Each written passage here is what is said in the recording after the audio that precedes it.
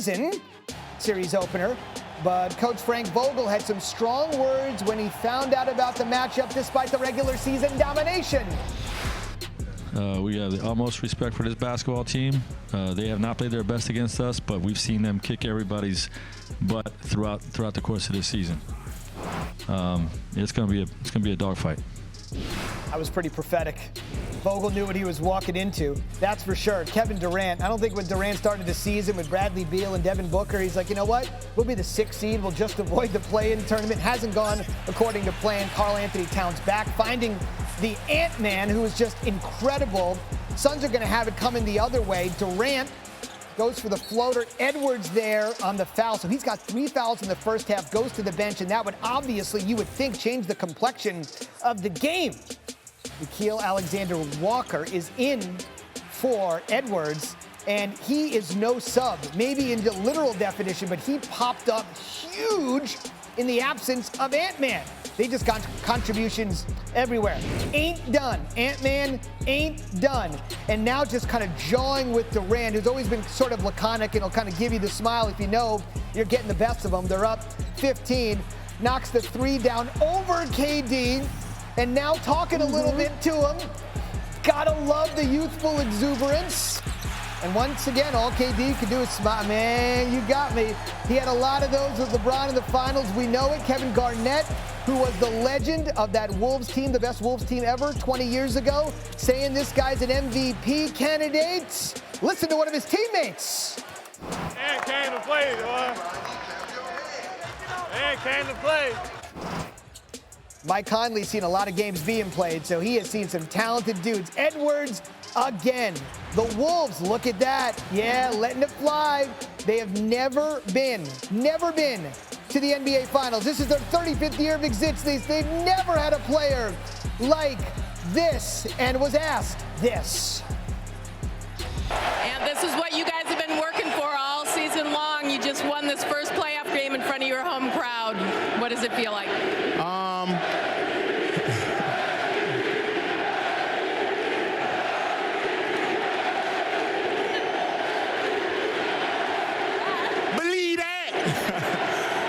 It was special, man, but it's only one game. It's just one game, man. We got 3 more games to win, so we need y'all to be here and support and keep coming out. We got to chatting a little bit after one of those threes with you. You've been in that before, where back and forth.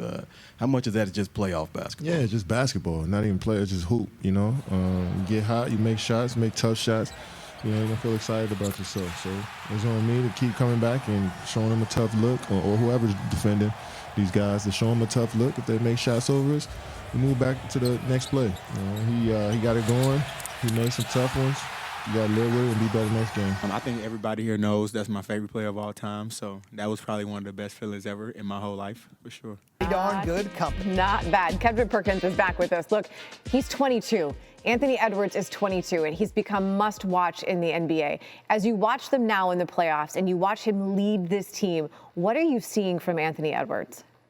I'm seeing everything. I'm seeing the 89 version of Michael Jordan, a guy who's getting it done on both ends of the floor. We saw him today offensively, and he talked about this before this series. He said, I'm going against Devin Booker and Bradley Beal, 2 guys people consider as the best shooting guards in the league. I want to prove to them that I'm the best shooting guard in the league. And we saw tonight, being able to get separation, being able to get into his bag, getting his shot off, and going at Kevin Durant, his favorite player of all time. But he does it on both ends of the floor. The Minnesota Timberwolves, led by Anthony Edwards, they don't hope you miss, they make you miss. And when you have a young leader like that, everyone is going to follow. Look at him, losing himself in the team, contesting shots. Do people realize how hard that is to get buckets on one end and put that much energy on the defensive side of things? We have never seen a young man like him when it comes down to leadership and playing both ends of the floor like we seeing right now in Anthony Edwards. He's just really fun to watch. Also fun to watch, and I will take 6 more just like we got tonight.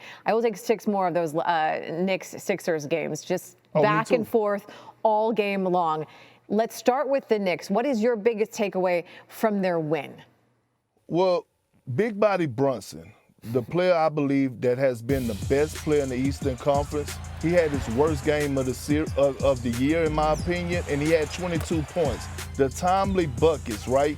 The playmaking. But the shots that he made down the stretch were powerful. They were impactful. He's not going to play this bad no more in the series, I don't believe. But it's the others for me, right? A lot of people were wondering, why did the Knicks get the number 2 seed? Because you have players like Josh Hart, who is one of the best rebounding guards in the league. You have Mitchell Robinson, who's a big athletic body that can maintain and anchor your defense. You have a kid like McBride, who came in off the bench and had a 21-piece all flats. And when you have this type of chemistry, this type of culture that Tom Thibodeau, Leon Rose, Worldwide West have established down there in New York, now the world could see what winning looks like from the ground up. Okay, so the other part of this story is obviously what happened with Joel Embiid, and there was that collective hold the breath moment when he went down after that amazing dunk. But when he came back in the game after hurting his knee again, he wasn't running the way that he was before. He wasn't walking the way that he was before,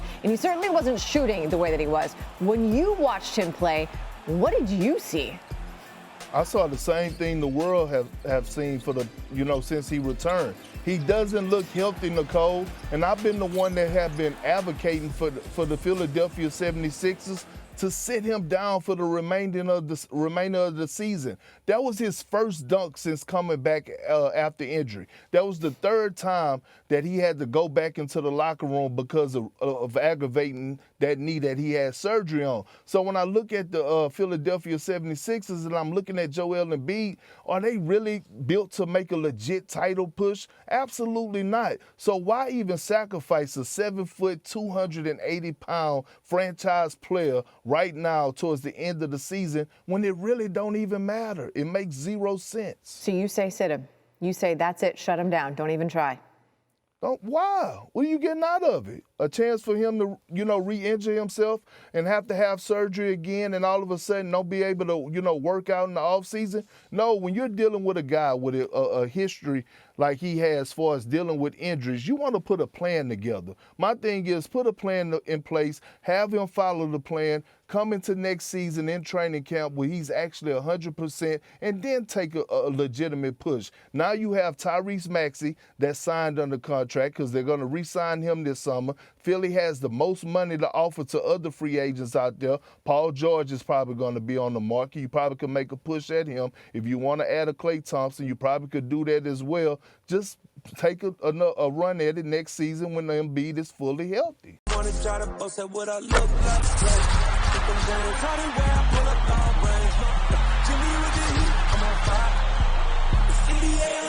NBA